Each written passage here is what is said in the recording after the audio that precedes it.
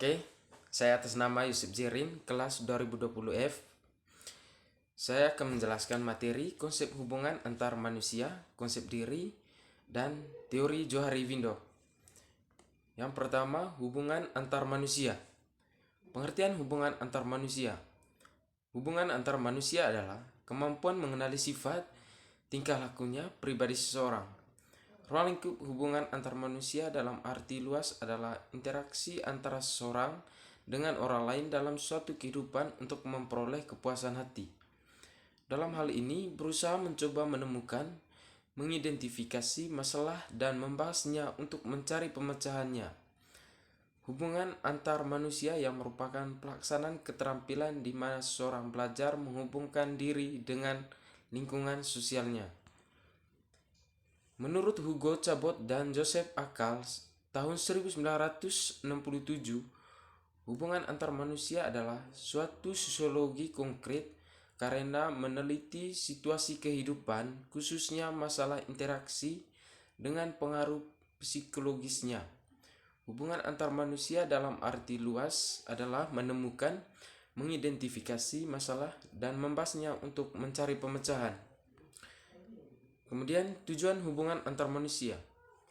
Tujuan hubungan antar manusia agar tercapainya kehidupan yang harmonis, yaitu masing-masing orang saling bekerja sama dengan menyesuaikan diri terhadap satu dengan yang lain dan memanfaatkan pengetahuan tentang faktor sosial dan psikologis dalam penyesuaian diri ini terjadi dengan serasi dan selaras dengan ketegangan dan pertentangan sedikit mungkin.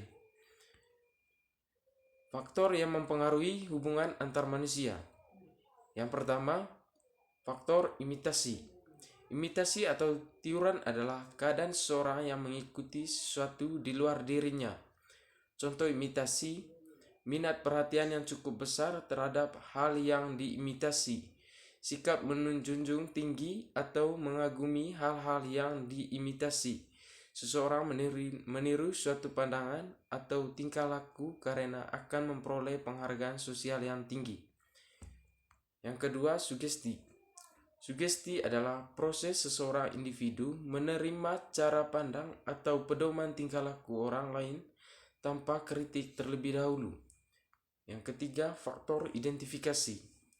Proses identifikasi berlangsung secara sadar atau irasional berdasarkan perasaan dan berkembang bahwa identifikasi berguna untuk melengkapi sistem norma dan citra-citra. Yang keempat, faktor simpati.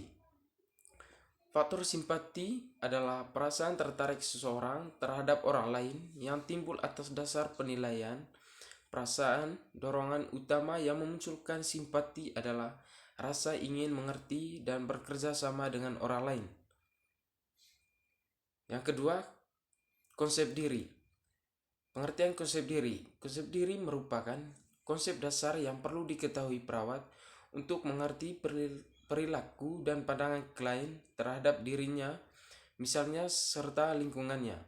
Dalam memberikan asuhan keperawatan, perawat harus dapat meyakini bahwa klien adalah makhluk bio-psiko-sosio-spiritual yang utuh dan unik sebagai suatu kesatuan dalam berinteraksi terhadap lingkungannya yang diperoleh melalui pengalaman yang unik dengan dirinya sendiri dan orang lain. Kemudian, perkembangan konsep diri.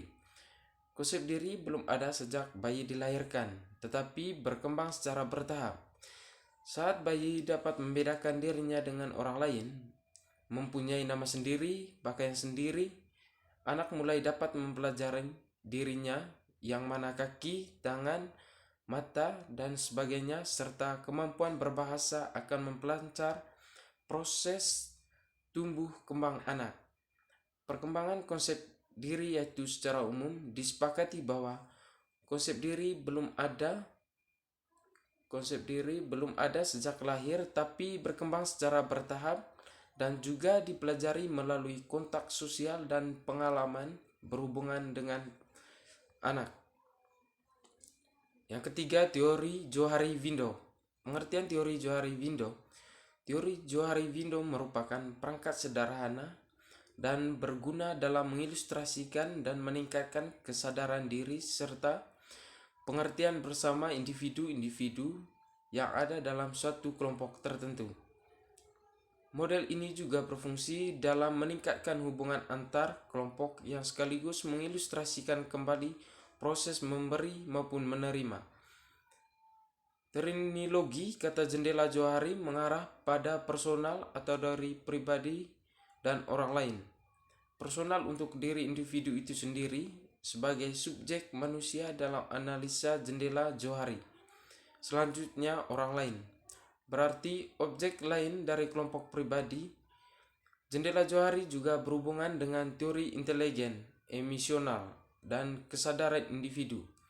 Dalam kebanyakan training pelatihan, proses memberi dan menerima adalah unsur terpenting.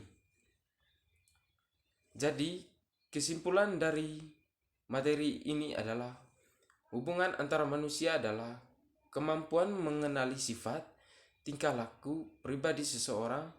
Ruang lingkup hubungan antar manusia dalam arti luas adalah interaksi antar seseorang dengan orang lain dalam suatu kehidupan untuk memperoleh kepuasan hati.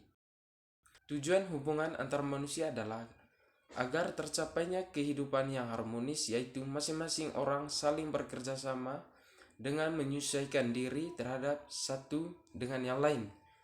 Jadi sarannya, untuk menjalin suatu hubungan yang baik dengan klien kita harus bisa memahami diri sendiri, mencoba untuk memahami kebutuhan dan keinginan masing-masing individu. Ya, terima kasih. Jadi itu saja materi yang saya bawakan. Sekian dan terima kasih.